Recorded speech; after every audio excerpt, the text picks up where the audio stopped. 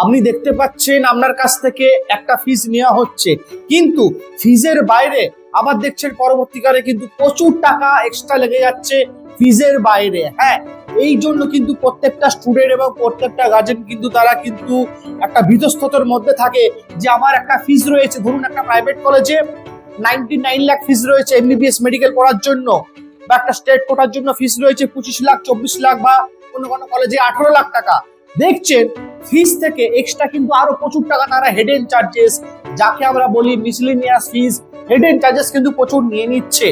এইটার জন্য কিন্তু আজকে আমার ভিডিওটা আনা, যে কোন কোন কলেজ বা কিভাবে আপনাকে অ্যাপ্রোচ করতে পারে, এবং আপনি যদি কয়েকটা পয়েন্ট মাথায় রাখেন আপনাদেরকে কিন্তু কোনো প্রতারণা, কোনো এক্সট্রা ফিস আপনাদেরকে কোনোদিন দিতে হবে না। যদি রুলস আপনারা ফলো করেন, যদি কয়েকটা পয়েন্ট আপনারা মাথায় রাখেন, ফিজের বাইরে কোনো টাকা আপনাদেরকে পে করতে হবে না।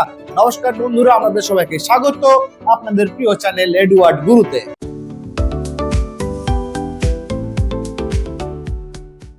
হ্যাঁ বন্ধুরা, আমাদের কাজ আপনাদের জন্য সঠিক থেকে সঠিক ইনফরমেশনটা শেয়ার করা, সঠিক থেকে সঠিক কলেজটা আপনাদেরকে চুজ করতে হেল্প করা, এবং কোন কলেজে কত ফিস চলছে, এক্স্যাক্টলি কত ফিজে অ্যাডমিশন হবে, ফিজের বাইরে কোনো টাকা এক্সট্রা লাগবে না তো, হেডেন মানি লাগবে না তো, মিসেলেনিয়াস ফিজ এক্সট্রা লেগে যাবে না তো। এই জন্য কিন্তু আজকে আমরা ভিডিওটা এনেছি। দেখুন বন্ধুরা, আমরা যদি একটু ভালো করে দেখি, আমাদের পশ্চিম বাংলাতে যারা প্রাইভেটে বেসরকারিতে এমবিবিএস বা মেডিকেল নিয়ে পড়াশোনা করতে চাইছো, তারা সবাই জানে বেসরকারিতে কিন্তু ফিস অনেকটাই রয়েছে। কোনো কোনো কলেজে 85 লাখ, কোনো কলেজে 99 লাখ, 1 কোটি টাকার কাছাকাছি ফিস। কিন্তু ফিজের বাইরেও তারা ভাবে যে প্রচুর টাকা তাদের কাছ থেকে কিন্তু কলেজ নিয়ে নিতে পারে, বা কোনো কোনো কলেজ সত্যিই নেয়। হ্যাঁ, কোনো কোনো কলেজ কিন্তু সত্যি এক্সট্রা টাকা নিয়ে নেয়। ধরো কোনো কলেজে ফিস আছে 1 কোটি, তার আপনাকে কলেজে গেলে বলছে 1 কোটি 10 লাগবে, 10 লাখ টাকা এক্সট্রা। কিন্তু আপনাদেরকে যাতে এই এক্সট্রা ফিস যা দিতে না হয়, কোনো কলেজে ফিজের বাইরে এক্সট্রা টাকা না দিতে হয়, তাই তো আমরা আছি। এর জন্য আমাদেরকে ইনফরমেশন গুলো জানতে হবে, কয়েকটা পয়েন্ট আমাদেরকে জানতে হবে। সঠিক তথ্য যদি আপনারা জানেন, কোনো এক্সট্রা টাকা আপনাদেরকে দিতে হবে না, কোনো প্রতারণার ফাঁদে আপনাদেরকে পড়তে হবে না। সঠিক ইনফরমেশনের অভাবে কিন্তু স্টুডেন্ট এবং গার্জেনের সে দুর্বলতা সুযোগটা নিয়েই কলেজ এবং কিছু কিছু থার্ড পার্টি ব্যক্তি সুযোগটা নেয়। হ্যাঁ, তাই আপনাদের কাছে যদি সঠিক তথ্য ইনফরমেশন থাকে, আপনাদেরকে কিন্তু এরকম সমস্যার সম্মুখীন হতে হবে না, এবং ফিজের বাইরে কোনো এক্সট্রা টাকা আপনাদেরকে দিতে হবে না। তাই তো আমরা আছি। আর এডওয়ার্ড গুরুর এটাই কাজ, আপনাদের জন্য সত্য জিনিসটা তুলে ধরা, সঠিক থেকে সঠিক ইনফরমেশনটা আপনাদেরকে শেয়ার করা। হ্যাঁ, দেখবেন কোন কলেজ আপনাকে বলছে আমাদের ফিস রয়েছে 1 কোটি টাকা, আমি আপনাকে কমই করিয়ে দেবো। সবসময় মাথায় রাখবেন, গভর্নমেন্টের যা ফিস, WBMCC West Bengal medical counselling committee একটা ফিস একটা ডিসাইড করে প্রত্যেকটা প্রাইভেট কলেজে। ফিস স্ট্রাকচার আপনি সে ওয়েবসাইটে গেলে পেয়ে যাবেন। যদি না পাচ্ছেন, আপনাদেরকে হোয়াটসঅ্যাপ করুন, স্ক্রিনের মধ্যে হেল্পলাইন নাম্বার দিয়ে দিচ্ছি। প্রত্যেকটা কলেজের আপডেটেড ফিস স্ট্রাকচার আমাদের কাছ থেকে আপনি পেয়ে যাবেন। গভর্নমেন্ট অ্যাপ্রুভাল ফিস কত রয়েছে, সবকিছু কিন্তু পয়েন্ট টু পয়েন্ট তাদের ফিস স্ট্রাকচারের মধ্যে তারা কিন্তু মেনশন করতে বাধ্য, এবং প্রত্যেকটা কলেজ তারা মেনশন করে দেয়। তাই আপনাদেরকে যদি কেউ বলছে ফিজের বাইরে এক্সট্রা টাকা বা ফিস থেকে কমিয়ে আপনাকে অ্যাডমিশন করে দেব, এই জিনিসগুলো কিন্তু সম্পূর্ণ মিথ্যে প্রতিশ্রুতি। কোনোদিন এটা হতে পারে না।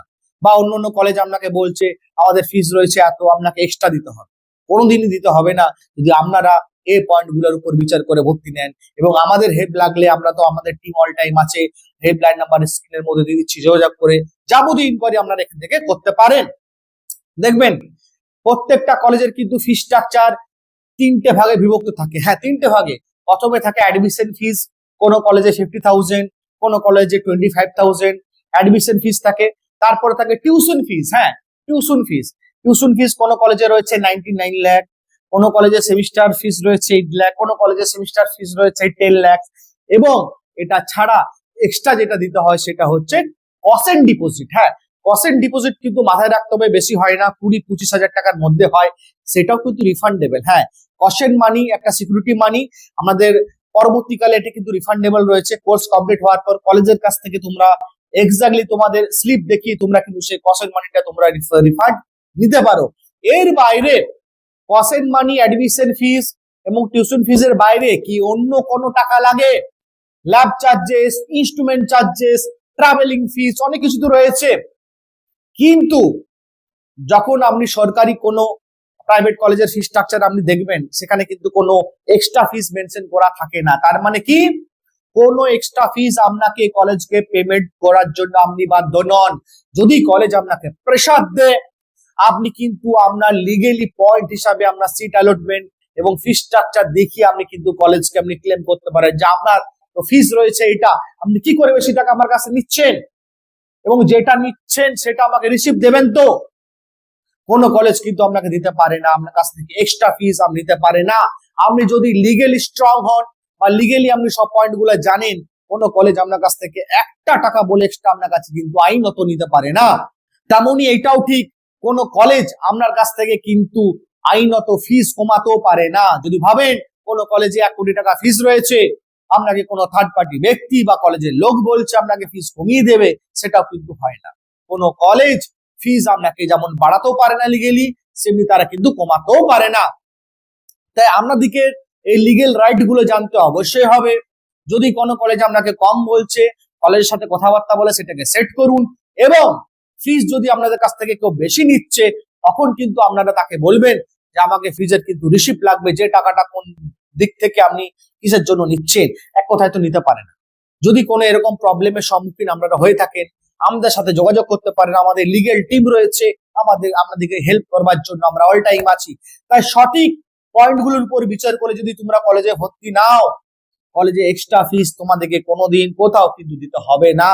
তাই কলেজে ভর্তি নেওয়ার আগে অবশ্যই এই পয়েন্টগুলোর উপর বিচার করে আপনাদেরকে কলেজ সিলেকশন করতে হবে, কোন কলেজটা আপনার জন্য ভালো হবে, কোন কলেজে গেলে আপনি সঠিকভাবে আপনার স্টাডি কমপ্লিট করতে পারবেন।